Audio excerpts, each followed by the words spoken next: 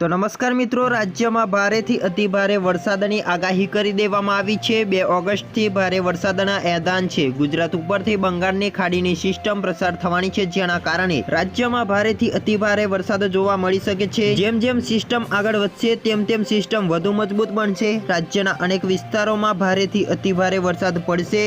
અનેક વિસ્તારોમાં મિત્રો અતિભારે મેઘતાંડવ પણ થઈ શકે છે।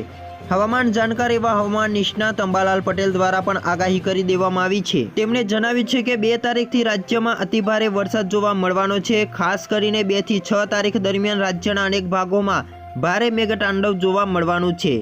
ઓગસ્ટ દરમિયાન રાજ્યના અનેક ભાગોમાં ભારેથી અતિભારે વરસાદ પડવાના એલાન છે। ગુજરાતના અનેક વિસ્તારોમાં ભારેથી અતિભારે મેઘતાંડવ પણ જોવા મળવાનું છે। ખાસ કરીને મધ્ય ગુજરાત તેમજ દક્ષિણ ગુજરાત તેમજ મધ્ય પૂર્વ ગુજરાતના ભાગોમાં ભારેથી અતિભારે વરસાદ પડી શકે છે।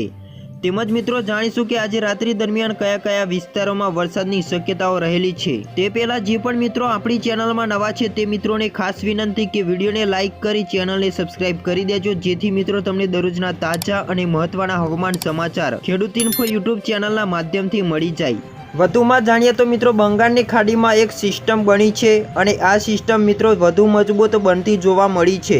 અને મિત્રો આ સિસ્ટમ ધીરે ધીરે આ તરફ આગળ વધશે તો સીધી અસર તે મધ્ય ગુજરાતના અનેક ભાગોમાં જોવા મળી શકે છે, જેના કારણે મધ્ય ગુજરાતના અનેક ભાગોમાં ભારેથી અતિભારે વરસાદ જોવા મળી શકે છે। તેમજ મિત્રો આજે મોડી રાત્રિ દરમિયાન આટલાથી આ મધ્ય ગુજરાતના અનેક ભાગોમાં ભારેથી અતિભારે તેમજ મધ્યમ વરસાદ જોવા મળી શકે છે, જેમાં ખાસ કરીને મિત્રો મધ્ય ગુજરાતની વાત કરીએ તો મધ્ય ગુજરાતમાં પણ વરસાદની શક્યતાઓ જોવા મળશે, જેમાં અમદાવાદ સહિત કપડવંજ, ગોધરા, નડિયાદ તેમજ મિત્રો લુણાવાડા, દાહોદ પંથકમાં વરસાદની શક્યતાઓ રહેલી છે।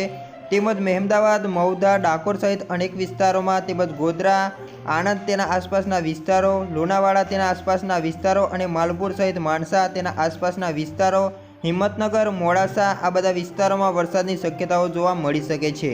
તેમજ મિત્રો વધુમાં જાણીએ તો પાલનપુર, આબુ રોડ, ખેડબ્રહ્મા, દુર્ગાપુર તેમજ ઉદયપુર સહિત તેના આસપાસના વિસ્તારોમાં વરસાદની શક્યતાઓ રહેલી છે।